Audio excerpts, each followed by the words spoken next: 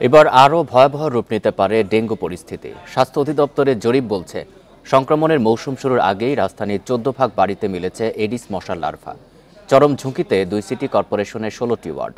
সময় মতো ব্যবস্থা না নিলে চরম পরিস্থিতির সৃষ্টির শঙ্কা স্বাস্থ্য অধিদপ্তরের।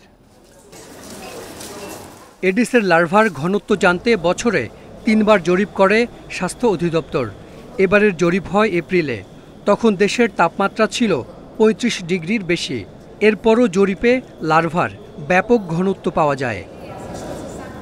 সবচেয়ে বেশি লার্ভা মিলেছে ঢাকা দক্ষিণ সিটি কর্পোরেশনে। সেখানকার 10টি এবং উত্তরের 6টি ওয়ার্ডের অবস্থা চরম ঝুঁকিপূর্ণ। এর মধ্যে শান্তিনগর ও পল্টন এলাকার বাসাবাড়ির 73 ভাগ পাত্রেই মিলেছে লার্ভা।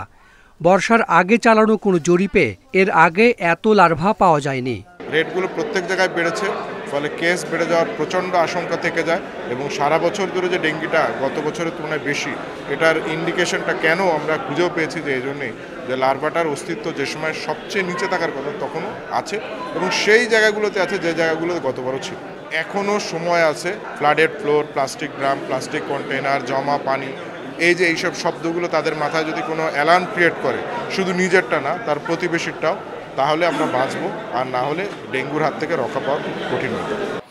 মঙ্গলবার জরিপের ফল প্রকাশ করে স্বাস্থ্য অধিদপ্তর জানায়, 42 ভাগ বহুতল ভবন, 21 ভাগ স্বতন্ত্র বাড়ি, 21 ভাগ নির্মাণাধীন ভবন এবং 12 ভাগ সেমি পাকা বাড়িতে মিলেছে এডিসের ঘনত্ব। আগের ঝুঁকিপূর্ণ চিহ্নিত এলাকাগুলো এবারও ঝুঁকিতে। এই মশা হাল্লায় যদি কিছু মারে, তাছাড়া তো কেউ মারতেও পারছে না। দেখি এই যে গরমের কথাও বললেন, গরমে হয়তো ওই সময়ের লার্ভা মরছে, কিন্তু আগে যেগুলো হয়ে গেছে সেগুলো তো আর মরে নাই। অ্যাডাল্ট মশা তো রয়ে গেছে, সেই জন্যই বাড়ছে আর কি। সবার কিন্তু একটা সমন্বয় দরকার। একা কেউ সিটি কর্পোরেশন যদি দক্ষিণ মারা শুরু করে মশা, উত্তরে খবর নাই, সব মশা দুয়ারে উত্তরে চলে আসবে। এখানেও তাদের মধ্যে একটা সমন্বয় রাখতে হবে। 2023 সালে ডেঙ্গু আক্রান্ত হয় কয়েক লাখ মানুষ। দ্বিতীয়বার আক্রান্ত হলে বাড়ে মৃত্যু ঝুঁকি। তাই এবছর সংক্রমণ বাড়লে মৃত্যুও বাড়বে বলে শঙ্কা চিকিৎসকদের। Hasan Misbah, independent news, Dhaka.